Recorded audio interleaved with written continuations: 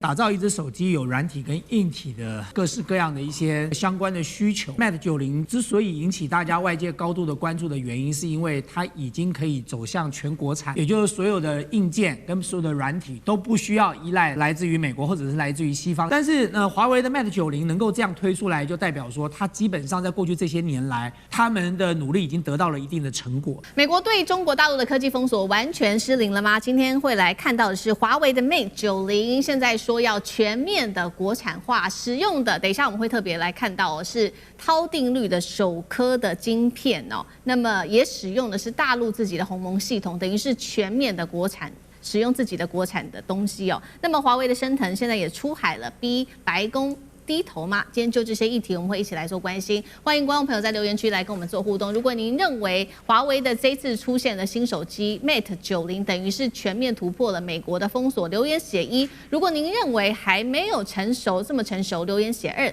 来跟我们一起做互动。3个火线话题，等一下请来宾特别帮我们做解答。我们来看到第一个，韬定律现在打造的自主晶片，也就是华为的 Mate 90正式的出炉了。那这是首款晶片使用韬定律哦，等于正面迎战 iPhone 18吗？中国科技已经突破美国的封锁了吗？甚至可以说全面的迎来反攻吗？这是第一个问题。第二件事情，华为的升腾 AI 晶片准备进军南韩了，重点还是南韩哦，抢攻海外的市场，而且它的价格只有一般的价格的1/4，挑战辉达霸权，也成为大陆 AI 算力要反攻全球的一个新武器了吗？南韩的这一步，我们特别来做剖析。再来第3个，美国突然间放宽 AI 晶片出口到中东国家阿联去了，以前是不准的哦。为什么现在突然间出手？难道是担心中国大陆抢先一步吗？来布局全球算力吗？今天就这些议题，我们会一起来做关心。好，我们要来看到最新消息是，华为9月份即将要推出新一代的旗舰手机了。这个手机很关键 ，Mate 90不只是一只手机，代表的是中国大陆科技突围的一个新的讯号。而且呢，我们来看到它从它的晶片到它的作业系统鸿蒙，到它的 AI 模型，甚至是应用生态。重点是它是全部的国产自主化的，完全摆脱了对美国的依赖路线。所以呢，我们也来看到它的有哪一些的亮点。刚刚讲的嘛，使用的就是首颗的韬定律做成的这个麒麟9050的晶片，来跟 iPhone 18正式交锋。当然了，韬定律的重点就是它是3D 堆叠技术的架构的，所以呢，现在说效能可能挑战台积电的3奈米效能哦。那么在性能整体的比较上，也比上一代大幅提升程度达到40%。所以今天节目一开始，先请教委员怎么看？从韬定律到自产晶片到鸿蒙生态，华为 Mate 90它的能力是否已经说可以突破美国的封锁，迎来完全的自主化的时代呢？委员怎么解读？打造一只手机并不容易哦，因为打造一只手机有软体跟硬体的这个各式各样的一些这个相关的需求。那么这一次，我觉得 Mate 90之所以引起大家外界高度的关注的原因，是因为它已经可以走向全国产了。也就是所有的硬件跟所有的软体都不需要依赖这个来自于美国或者是来自于西方其他国家，就中国大陆自己就可以搞定了哦。所以一只手机它内部哦牵涉到太多的这个各式各样的细节的工艺或者是一些重要的技术。但是呢，华为的 Mate 90能够这样推出来，就代表说它基本上在过去这些年来，他们的努力已经得到了一定的成果了哦。那么简单的跟大家讲一下这个华为的这个 Mate 90的几个重要的这个亮点哦。当然第一个，它主要是用了麒麟的9050的晶片做它的标准款哦，然后9050P Pro 做它的这个高阶款。然后呢，这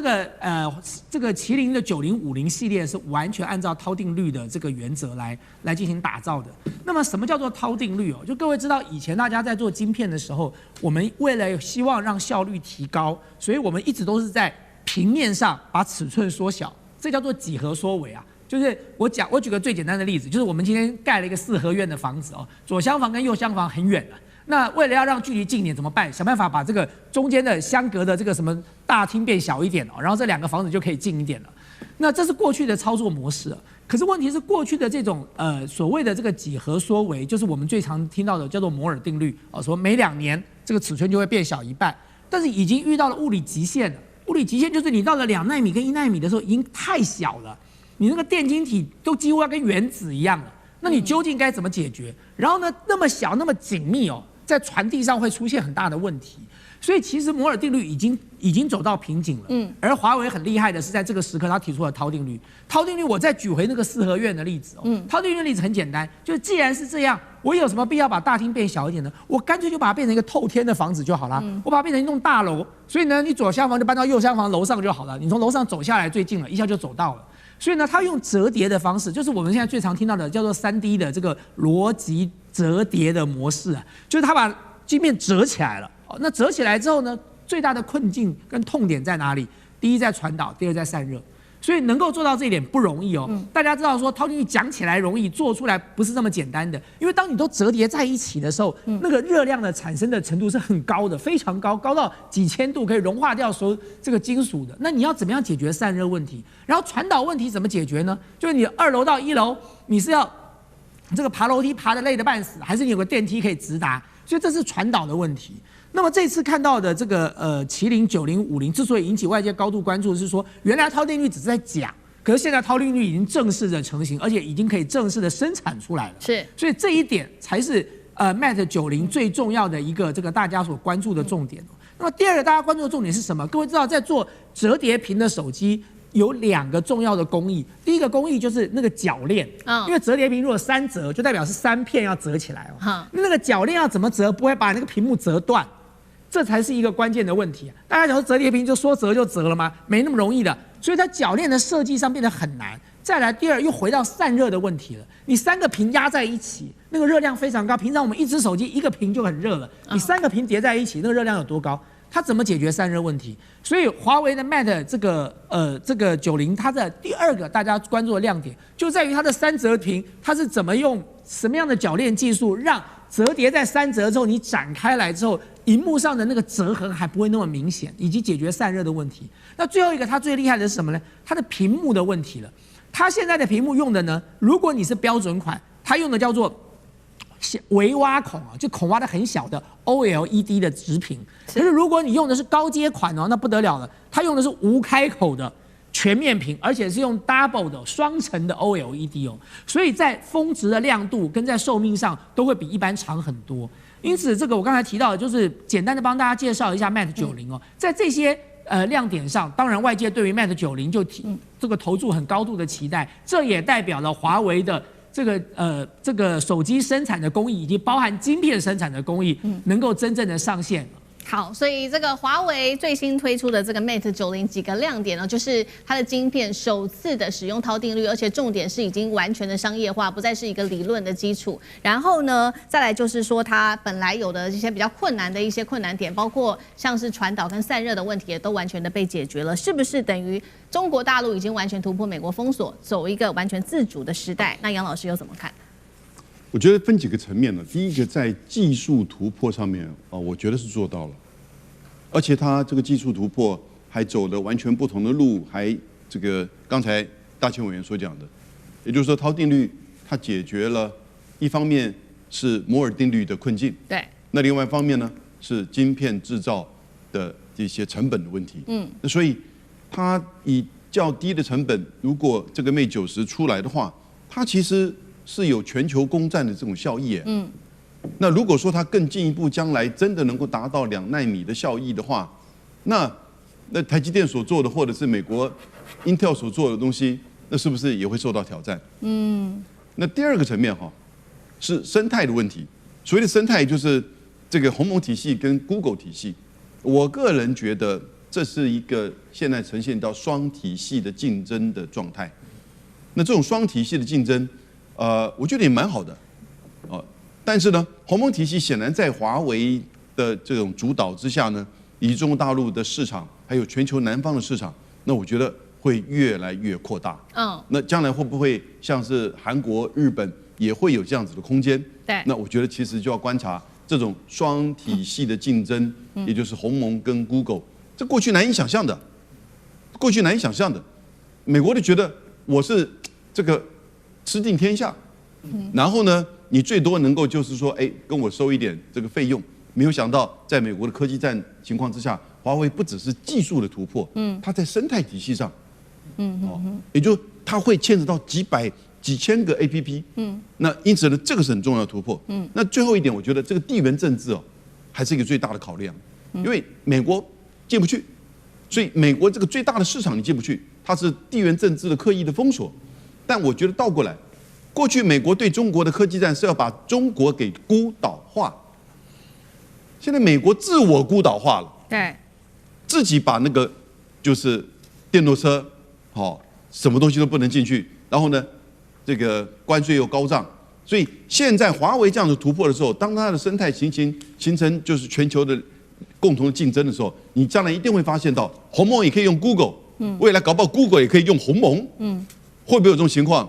不要说不可能哦。那谁到底会变成孤岛化？在全球化的时代，现在看起来好像整个这个风已经逆的吹了。好，我们刚刚看到的是中国大陆一系列，因为这个华为 Mate 90吹起的是全部的整只手机国产化。那其实现在中国大陆的野心不止如此哦，不只是国产化而已，它也要拼外销。所以我们现在看到第一站就是要来，另外一站就是来拼国产晶片的外销战。那中国大陆的第一站现在是拼南韩，今年的第4季，他说就要对南韩来出口它的 AI 晶片。那升腾950就是要这个打的。它的优势就是它的价格只有其他产品的1/4的价格，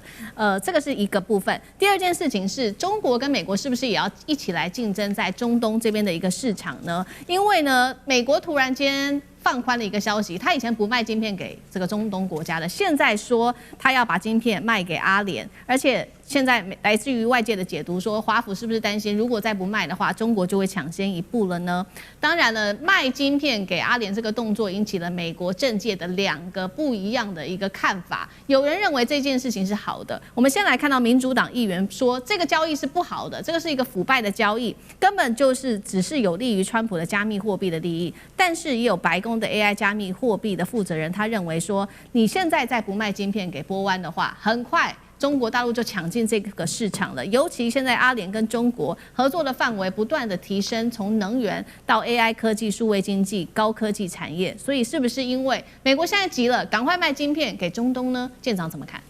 刚刚大千委员不断的在讲到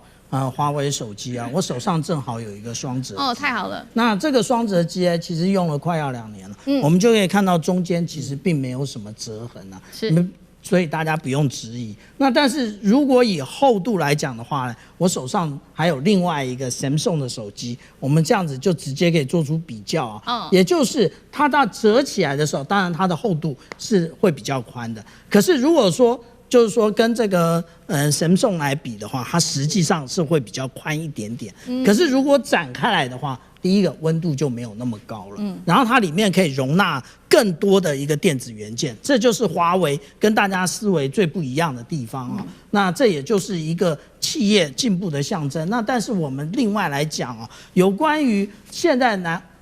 华为准备到南韩去投资，有关于这一个它的一个储存中心的部分啊。这个储存中心呢，其实大家忘了一件事情，大家都觉得我的速度到底有多快？但是坦白来讲啊，我们一般的使用真的晚了0.1秒，你很介意吗？或者是大家都放了放的问题给这些 AI 去算，明天早上来上班的时候就解决了吗？不就是这样吗？你真的有很在意那几秒钟吗？但是价格你就很介意了。对，那个一杯的这一个，我们讲到说那个手摇饮料50块跟70块你都很在意了，那你有想到50万跟70万，那是一个什么样的概念？所以我们讲到中国大陆为什么它可以进入这个南韩的市场，其实最重要的也就是我们刚刚讲到有关于低价的部分。那这个低价的部分，那无论是我们看到无论DeepSeek 或者是千问豆包，通通大家都使用的好好的。那当然对于韩国的企业来讲，他们也会很想要进入这个产业。不过那个华为还有几个部分要去突破。第一个，也就是大家都会说，哎呀，你这有后门的疑虑啊。那但是之前不就是这个习近平主席到了这个接待了这一个韩国总统的时候，还送了他一个小米手机。他说，你可以检查有没有后门嘛。对。所以这个后门疑虑，我相信这个华为一定会很很清楚的解决这个问题。第二个，我刚刚讲为什么要特别拿双折机来示范，也就是这是一个解决散热的一个问题。那现在我们讲到说，刚刚讲到涛定律，那它就是直接的把它把这个晶片的堆叠变成了一个高楼大厦一样了。虽然它的厚度并没有增加多少，可是温度可能会增加。那这个我相信华为当初在设计的时候，它就已经解决。第三个就是韩国本土的问题。韩国本土的问题，也就是韩国自己也要做这个 mega project。那它也是会有这个问题的疑虑啊，就是它要怎么样保护国内产业。但是我们仔细看一下，为什么要进入中东？因为中东我们所看到的这一个有关于这个 OpenAI， 它就已经提出来了，他们是不是要被攻击？而且的确已经被攻击了，这个是 Fox 他所提出来的。那当他被攻击的时候，也就是他未来他要直接的更新的时候，你是要用贵的晶片呢，要用 NVIDIA 的晶片，还是现在提供给你晚个0.1秒的晶片？你要用哪一个呢？记得价格才是问题。就是说，其实，在人工智慧领域里头，我们一个人工智慧的模型分成2个部分。第一个我们需要算力的部分在训练，第二个部分是当你训练好了之后，大家问问题，它要生成答案，这个叫做推理。我们是分2块的。通常在训练的部分，你需要比较强的算力，所以你需要更高阶的晶片。可是，在推理这个部分哦，你就不见得需要这么高阶的晶片。这就是为什么我说，像现在的这个华为的涛定律所生成的晶片，或者是像 Google 所做的这个TPU 哦，他们现在其实有很多各式各样的晶片在做取代 NVIDIA 跟 NVIDIA 竞争，而在后半端的这个所谓推理的部分，其实已经大量的取代了这个辉达的晶片了。所以这就是辉达现在最大的危机啊！原本它是整块吃掉的，从训练一直吃到推理，可是现在有一半的江山已经失守掉了。好，我们接下来关心和停坡放大决了。这一次呢，我们先前谈了非常多有关于华为的涛定律，但是当时都是理论，今天已经成型了。因为呢，来自于华为的涛定律有一个论文 V2 进化，说有一个实测的数据正式的曝光了。那么等一下我们也会来关心到是华为的新晶片这一款麒麟2026性能已经爆冲，而且功耗还是降低的。难道艾斯摩尔的 EUV 神话会彻底崩塌吗？今天就这些议题，我们会一起来做关心。好，过去50年来，我们知道这个全球半导体都在遵守的是摩尔定律，大家非常在意的事情就是这个电晶体要越塞越多，而且呢，这个先进制程要这个往更先进的方向去走，从28奈米一直进化到现在，我们在谈不管是3奈米、2奈米等等，好像谁掌握先进制程就掌握科技主导权。但是华为呢，我们今天要特别聊的这个涛定律，当然是已经彻底的改写了这一切的规则，并且呢，美国先前卡关中国大陆的 EUV 设备，现在华为也说，也没关系了，反正我们有一个涛定律的技术。好，最新劲爆的消息要带观众朋友来看到，就是在7月4号这一天了，华为半导体的业务这一位是他们的业务总裁何庭波，正式的发表了这个涛定律 V2 的一个论文。这个当中为什么这么重要呢？因为它不再只是一个涛定律的概念而已，它首次公开就是实际的一个工程细节。好，什么细节呢？就是它是一个逻辑折叠的技术哦。华为过去呢，我们知道这个摩尔定律的概念就是在有限的土地上把这个城市盖得非常高，但是新的这个概念呢，就是新思路是把城市往空中来做发展，也就是透过一个3D 的架构，把原本平面的电路变成折叠起来，提高整个空间的利用率，这是华为所发展出来的。所以过去美国跟台湾不断的在追求在奈米先进制程上面要一决高下，现在直接转成从先进制程转为这个架构，我们刚刚提了嘛，架构的这个竞争当中。所以我们立刻来看到实际运用在晶片上面，对于性能有什么样子的提升呢？把华为最新的这个麒麟2026，接下来会使用的是逻辑折叠技术的这一款晶片，跟它上一代的麒麟9030 Pro 晶片做相比，有3个它的大优势，包括电晶体的密度大幅提升了55%，CPU 的核心频率提升13%，重点是功耗还降低了大约40%。那么也来看到这个涛定律 V2 的几项关键技术，等一下我们也请来宾帮我们就细节做一个比较详尽的解析哦，包括它最得意的就是它的3D 的堆叠技术，然后也有使用混合的链合技术，更细致的晶片设计跟导入了 AI 来帮助晶片做设计。那这一次华为的超电率 V2 奈米战进入到架构战，是不是也代表说从理论走向实作的验证呢？那上志哥怎么看？好。这一次这个超定律的 V2 哈，它在中研院他们的中科院发布哦，所以它不是过去在这个所谓产品发布会上是个商业性的，所以它不止，所以它意思表示在商业性当中同时兼顾了这个所谓的学术性。那我们看了这个部分的内容，还有我们现在看这几天当中评价，基本上简单讲就是它把整个作为华为相关的这个晶片，它强调的是它的这种时间的缩放哈，就把控制时间每一个迭代继续生产推出新晶片的部分的时间，变成是可以计算哦。跟现前过去以台积电或西方国家的过去传统的这个最新的晶片技术，它是一个几何，它是一个空间，就是不断的缩小，摩尔定律是不太一样的。而这里头产生的部分呢，就变得可验证。简单讲，我记得有几个4大特色，现在套进去 V2 里头。首先第一个是对于华为晶片，他们自己本身有个逻辑架构的晶片设计，变成是可以验证，甚至可以推算，甚至可以预期。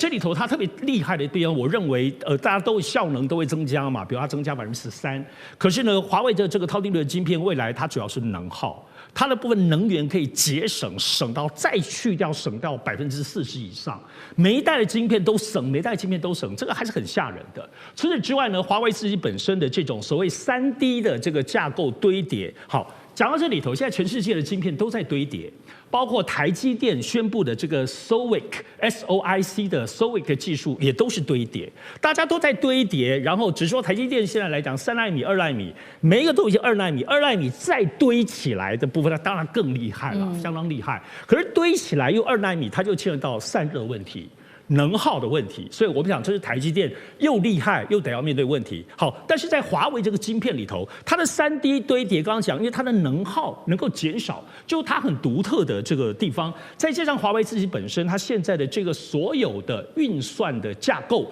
包括晶片本身，晶片不是只有这个硬体哦，它本身里面还是有一个软体架构。所以像辉达的 AI 晶片就有他们自己的架构。所以华为这边有它自己非常独到的架构，而独到的架构就跟欧美的辉达的台积电的专利一点点都没有关系，都他们自己的。好，而且这里头超定律出来之后，第4个它的特色是什么呢？它是全晶片都可以做，半导体晶片、AI 晶片，你能想象的，它全部都可以做。因为有时候一个东西你只能做特定的嘛，因为我们都知道，过去半导体晶片跟 AI 晶片其实不太一样。过去大家都觉得，你真的华为能做 AI 晶片吗？你现在不是要用半导体晶片吗？就发现都可以做。所以我们现在来了解，就是说以超定律这个 V2，基本上就是这个4大特色。但是这里头我认为最大关键要值得注意的是什么呢？我们就知道。做华为能做晶片，最近大家在讨论说你这样做这晶片，难道不要用到光刻机吗？华为宣布这个之后，我们可以看到，到目前为止，辉达都没有评论。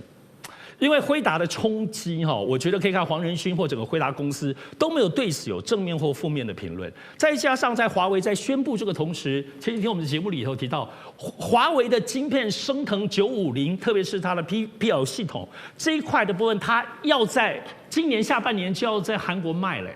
韩国是一个 AI 运用非常多的国家，它现在非常只有1/4辉达 H20的价格，而且还是它的1.8倍的这个效能啊，而且还它的 token 啊，它的算力各方面都还要更省，所以。华为不只是，所以现在美国政府就是说，你们现在是不是艾斯摩尔是不是有卖 EDV 的光刻机到中国大陆？否则华为凭什么能够做出这个东西？所以华为这个东西超定律不是莫测高深，就表示了这几年华为不只是在他们的晶片的研究走出一条跟美国、跟台积电、跟三星完全不一样的路，完全不受他们的专利的影响。在此同时，他们自己即使用 DUV 或者其他的部分，刚刚讲3D 堆叠上去的方式，也有他们自己本身的思路、自己本身的专利，而且重点是不是理论，现在都能够做出来。刚刚讲最新技术不断的论文在发表，让你看到说哇，原来这么详细。这次公布的不只是这些概念呢，是整个路径图已经全部出来。对，所以我们最后要注意的部分是涛定律在华为主导中国自己本身的半导体 AI 晶片出来之后，而且他说全系列都能做，所以大家非常注意哦，这里头就会出现一个东西，就是我们叫做范式转移，也就是半导体 AI 晶片历经了几十年，在台积电在美国的这个技术艾斯摩尔，它是一个大的软体到硬体的结构，但是华为现在在建立一个整体的结构。所以有没有可能未来的晶片当中至少有2大系统在做，不只是拼输赢、拼效能的一颗晶片，而是整个产业的部分发展？如果华为这个部分涛定律当中软硬体的部分，如同他们现在所发布的一样，那整个中国大陆的全新晶片的范式转移、新的结构，而且这个结构是不是接下来要迎接下一代的？大家都知道，下一代的半导体晶片已经都在研发了。那华为现在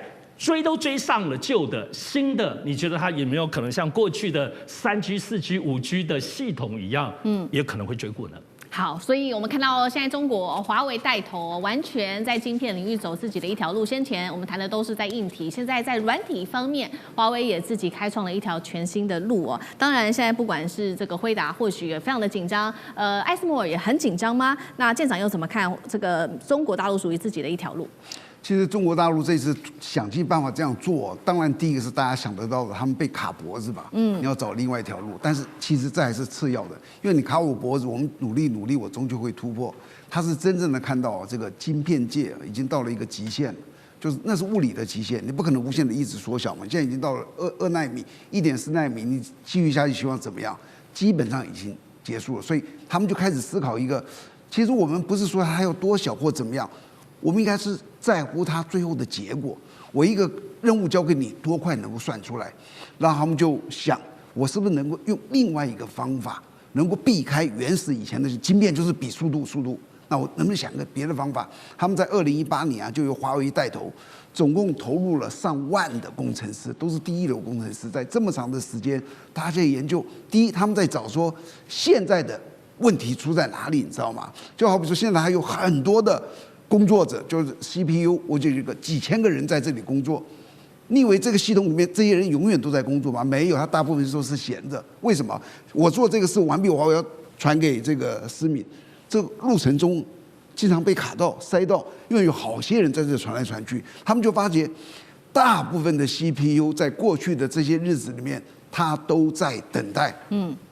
那我们能不能让它等待的时间变短？如果它等待的时间变短，那我们是不是整个的效能就提高了？他们就从这个方面去发展。我也说了，这么多年来有上万的工程师，结果他们想的一个基本方法是这样子：如果我们现在也有这个台湾有很多高速公路，1号、2号、3号、4号，好多，但是如果这某一条路塞到，是不是就塞到了？他们就想到，我们是不是能做一个立体的交流道，让我这高速公路一层层叠上去？好比说我走到这里，突然塞了，那在这里有个交流道上去，我可能到上一层；那里有塞，我可能到又上层。基本上他的想法就从2D 跑到3D，然后架设了很多的这种交流道，然后就疏通了它的速度。我要这个东西，我要传到你那里去，它很快会传到。那以前要经过这里挤，那里挤堵。就现在，大部分的人都能够在很短的时间内开始工作，这就是他做的一个最大的一个。那这个东西其实它的一个改变，就像那个我们胶片，当初的摄影的胶片转到数位，你知道，那是一个划时代的，一转过去，原来的就真的是没用了。那这个东西会不会取代原来的？我觉得还待观察。是。好，那我们像同样的问题，也特别请教干哥怎么看？我们最后1分钟即可，谢谢干哥。其实它这里面还是有一些像刚才上次所讲到，就是说，你如果说你一直在，它现在很简单嘛，你本来是时间微缩，本来是几何微缩，那你现在用成时间微缩，对不对？但问题是，如果说你往上叠，就是说折叠架构起来的话，那它一定会碰到散热问题。对，老实讲一句，散热问题，好像不是现在的科技所能够理解的。所以何庭波他所讲的这个，其实老实讲一句，国内的产业科技界曾经有给他肯定说厉害，你会想得到这个。也许真的，我跟你讲，电晶体你要再怎么说呢？你要再怎么说，你现在已经到1.4奈米，台积电说我2028就可以做了，然后你就想想看，然后何庭波说没关系，我2031年一定会追上台积电，可是到时候台积电可能就不止了，难道还要比1奈米还小吗？那人类的技术到底可以发展到什么阶段？我觉得华为他自己走出来他自己的一条路，非常好，但是他有一些基本问题，因为你没有 EUV 的情况之下，你当然没有办法就跟美国那个发展模式是一样的。对，你要自己必须要建构出一条新的路来走，但是它是不是实际可行之路？其实所有的产业界都在看，不是光是只有华为在拼这个，然后台积电啊，还有三星啊等等，大家都在看，这到底这条路是可行之路吗？如果它的功耗能够降低41%，那它换来的代价是什么？产业界都一定会问这个问题，所以我不认为说这个逻辑是通的，但是在实际的运行上面，能不能达到商业化的要求？不要忘记，也有人提出来，华为现在可以这样维持它的良率，是因为国家在帮忙。千万不要忘记这句话，一旦你跳出商业，就说你在商业竞争里面，你没有了国家支持之后，你要面对的是什么？挑战是不是更大？所以我们应该审慎的再继续观察下去。中国大陆的钻石晶片横空出世，我们今天带观众朋友来看到这个新的发展哦。尤其呢，先前我们讲到了涛定律，但是有这个散热的问题要解决，现在等于补上了最后一块的拼图啊。那北京这个时候掌控了95%的 AI 终极这个瓶颈散热革命，我们今天要来看到正式的爆发。好，过去大家都在拼说我们要做这个 AI 晶片，但是呢，大家说这个晶片要做越来越小。面对到的问题就是算力越强，但是散热问题一直都迟迟无法被解决。那么研究也特别指到了说呢，这个半导体的元件服役啊，温度每上升18度啊，其实它的失效率会提高2到3倍。这个问题一直都没有办法被解决。尤其我们看到辉达，它现在要发展它的 Vera Rubin 的这个架构晶片。而且它的这个功耗的消耗其实是非常大的。如果说这个 Vera Rubin 跟这个 GB300做比较的话，其实呢功耗消耗是超过64%的。所以呢，要解决这个散热的问题，现在一个全新的科技就是我们今天要讨论的，辉达来全面导入这个金刚石，我们今天俗称的就是钻石的这个铜复合散热材料，加上45度的温水直液冷哦。好，这个它金刚石也就是钻石，它具有什么样子的特性呢？会备受看好，原因就是它的导热能力是很强的。再来，它有绝缘体，不会受到这个短路的风险，就会大幅的降低。但是现在也有一个问题，说大部分的这个技术，包括全球95%的工业级人造钻石产能，其实呢，大部分还有这种高端产能，都是掌握在中国大陆手里的。难怪黄仁勋急着现在要跟中国大陆的方面来一起做合作，包括大陆自己的，他这一家是郑州的超算中心呢，他也在使用了。那他这边也特别提到了数据有显示说，晶片的传热能力可以大幅提升80%，晶片的性能也可以提升10%。重点是温度了，温度还因此下降了5度。那么现在中国大陆在力拼的也是华为在力拼的涛定律，它不是一层一层的把它的这个逻辑的折叠晶片给它叠上去，包括了3D 的折叠，但是他们一直都想要解决就是散热的问题。现在看起来呢，这个钻石散热的技术就有办法补足了他们的最后一块拼图了。大陆有没有可能拿这个来当做它未来的超车路径？赖老师怎么看？当然可以啊，因为其实在2025年的时候啊，欧洲、美国、日本啊，其实这些原本在人工钻石这个部分啊，他们是处于技术领先的国家，他们就已经发现了，中国大陆是后来居上的。它过去的优势是规模优势，但是它现在已经到技术优势了。所以从去年开始，欧美日等这些国家就跟中国大陆在 PK 了，因为谁要作为标准的定义权，谁就是掌有绝对的优势。我再强调是去年发现的，结果1年过后呢，欧美日全倒，中国大陆全杀啊！这也就是为什么到今天为止会引起大家高度的关注，就是因为经过1年以后，中国大陆再往上走一台阶，而欧美日的进步的速度实在是太慢了。那进步的速度慢，现在大陆掌控了95%了，过去没有到95%，过去能50%就不错了啊。结果很快的啊，欧美日由于一盘散沙，这第一个。第二个，每一个国家投下的资源又不稳定，而中国大陆是有计划的啊，朝这个方向走。不要忘了，人工钻石它有2个特点，第一个就是它耐高温，耐高温这个中国大陆在钨矿的技术这个部分，因为我们知道钨就是耐高温、极高温的，对，所以大陆这个部分的技术有绝对的优势。第二个就是它硬度很高。那既然是耐高温、硬度又高，中国大陆在这个部分占有优势的话，它的技术都是属于国家储存的一个技术，在移转的过程里面。荷兰在这个部分就是河南了啊，不是荷兰。河南在这部分就占有核心的地位跟立场。好，是。它是下一代的晶片，下一代的量子，不管是军事用途、量子用途，或者是下一代的晶片，当然都要用到这个金刚石，就是人工钻石。你想，对黄仁勋来讲，他的晶片要走入下一代，他不跟中国合作可以吗？可是我觉得黄仁勋会面对很大的难题。第一个就是。如果你最先进的晶片卖不进去中国，中国买不到你的晶片，或者是不需要你的晶片，那中国培养自己的下一代的晶片，它怎么可能会去满足你，或是提供给你？所以部分合作，部分不合作，让你呈现出不稳定的状态的时候，你的下一代的晶片你就不能够拿到稳定的材料。那这样的话，对于这个黄仁勋的英伟达来说，或者辉达来说的话，那它的未来的发展，中国大陆会后来赶上哦。那也就是黄仁勋目前的优势的领先地位，很有可能就因为卡在人工钻石这个部分，它地位不保，也可能是说不定的。好，所以一方面是美方哦，包括了这个辉达，它也寻求跟大陆的合作，希望能够拿到这个人工钻石的技术。那其实我们看到华为自己也是要刚好补足这一块，因为涛定律嘛，他们也是要处理有关于这个散热的问题，有办法被解决吗？那杨老师又怎么看？华为的就是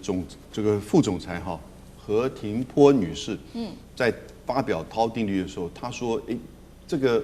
涛定律有没有什么困难？她讲的第一个就是散热问题，但是事实上，他们当然已经面对知道，而这个金刚石，也就是人工钻石哦，其实就是帮忙在做整个这个所谓价叠的这种3D 折叠这个价叠的时候呢，它的散热能够更有效。那因此，你就刚刚提到钨的熔点是3500度左右，那人工钻石其实也非常高，那它能够在这个里面去增加比过去所使用的这个材料要更好的散热。是，不过这里面就让我们感受到，在现代的这整个工业科技啊、先进科技的发展当中啊，除了技术之外啊，你发觉到中国大陆越来越在材料的层面哈，就几乎是形成一种绝对垄断的地位。我们讲稀土讲了好久了，17种金属，现在又讲到稀有金属，去年是讲加根者，今年讲到钨，每一个大概都是7成、8成，甚至9成。那现在这个人工钻石，你以为人工钻石好像很多，对不对？好像以前听过什么俄罗斯人工钻石，对不对？结果中国大陆在这种真的高端科技应用的人工钻石，它的产值占99%。然后呢，因为它里面牵扯到热熔点，然后呢压制，然后用到真正的就是这个高科技里面去，而且还经过确认。所以华为的这整个涛定律，也就是在这样的技术跟材料之间的这个结合，它才能够达到这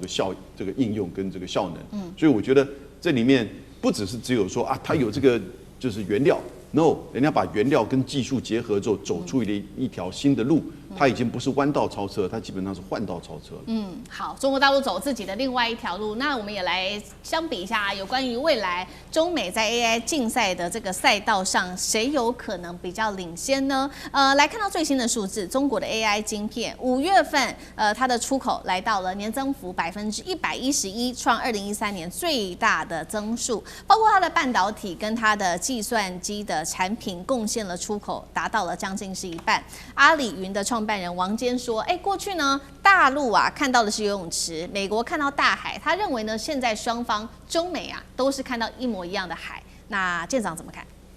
其实我们讲到说中国大陆的这个5月晶片的这个出口暴增，那其实这个出口暴增真正展现的是什么？也就是价格的下跌。中国大陆最厉害的，也就是当它开始进入到这个量产的时候，它的价格就会逐渐的下跌，而不是维持恒定不动的。那当它下跌的时候，与它同时竞争这一个产业的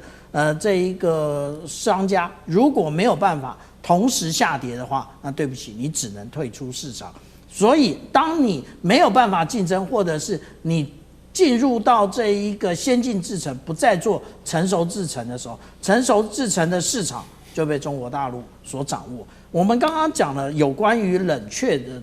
问题谈了很多，真正的问题是什么？真正的问题也就是摩尔定律，它慢慢的走到这个物理的极限了。所以华为它另辟蹊径，它进入了这个涛定律。涛定律有2个重点，一个是几何缩微，一个是时间缩微。几何缩微怎么达到的？也就是以前我们看到的这个摩尔定律，也就是把这一个晶片越做越小，可以容纳越来越多的这一个电晶体。可是现在我们看到华为的，它其实它没有这样做，但是它加叠起来，但是这里面产生的热如何带走呢？这不是没有办法解决。我们刚刚讲到的，其实那个金刚石是一种，那但是呢，我们要想到另外一件事情，这一个设计代表的是什么？